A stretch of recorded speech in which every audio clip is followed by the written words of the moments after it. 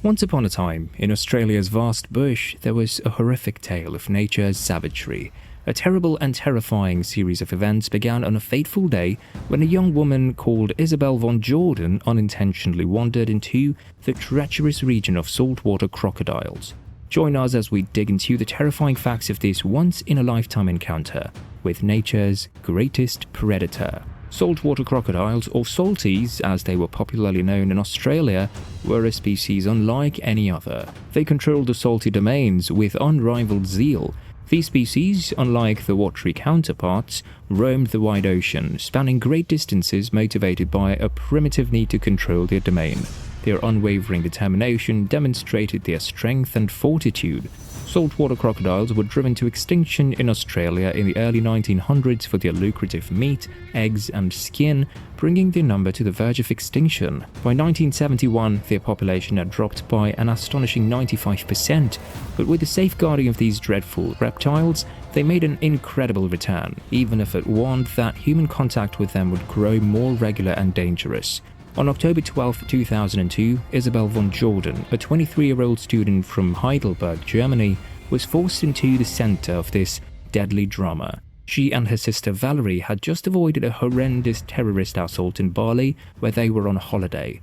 They opted to explore the rocky beauty of Australia's Cockatoo National Park, one of the world's largest variety of animal sanctuaries, in search of serenity and relaxation. They had no idea that their voyage would turn out to be a deep story of perseverance and healing.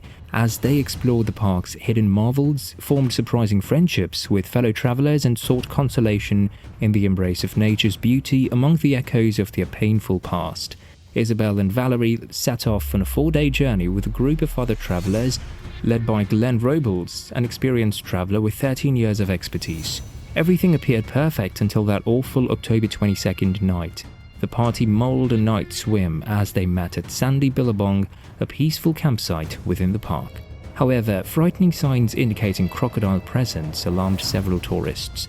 Glenn comforted them, noting his experience and the fact that the area was home to only harmless freshwater crocodiles. He added that indigenous individuals have swum there without any incident for years. Nonetheless, there was some skepticism among the group. A few brave individuals, especially Isabel and Valerie, dove into the chilly waves at about 11 p.m. Glenn had gone out to meet up with a different group close.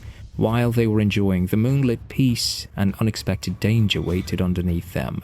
Unseen in the murky waters, a massive saltwater crocodile unleashed a lightning-fast strike.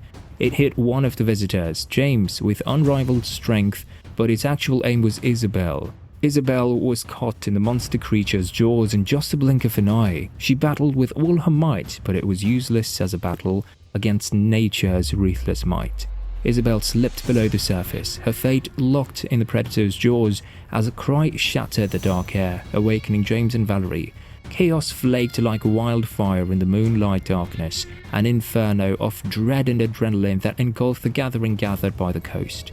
As their shaky flashlights revealed terrifying outline of the giant crocodile rising from the murky waters, their heartbeats hammered in time with the terror running through their veins. It was a bizarre moment, a clash of astonishment and dread that gripped their spirits. Authorities quickly mobilized a hurried search and rescue campaign, but the dreadful reality hovered over them, all like a spectre. The unavoidable occurred with the first light of morning. Isabel's dead body, once alive and full of life, was pulled from the crocodile's unrelenting teeth.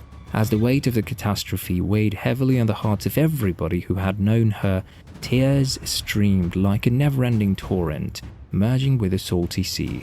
The saltwater crocodile that attacked her was a 15-foot, 1,100-pound giant, a ferocious apex predator. Its sheer size and power made life against such a deadly adversary impossible. Glenn's irresponsible and reckless conduct, obvious disdain for warning signals and safety precautions, and false pledges had sharply revealed the dangers that lurked within the wilderness. This sad tragedy served as a stark reminder of the woods' merciless character, where complacency and neglect may have disastrous effects. It emphasized the need to respect nature's boundaries and listen to the advice of seasoned professionals while traveling in untamed settings. Isabel's terrible narrative should serve as a wake-up call to anybody who ventures into the world of nature's wild beasts.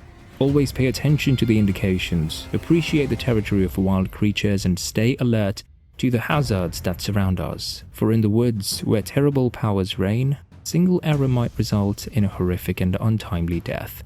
If you found this video useful, please like it, leave a comment, share it with your friends, and don't forget to subscribe. Keep an eye out for more intriguing videos in the future.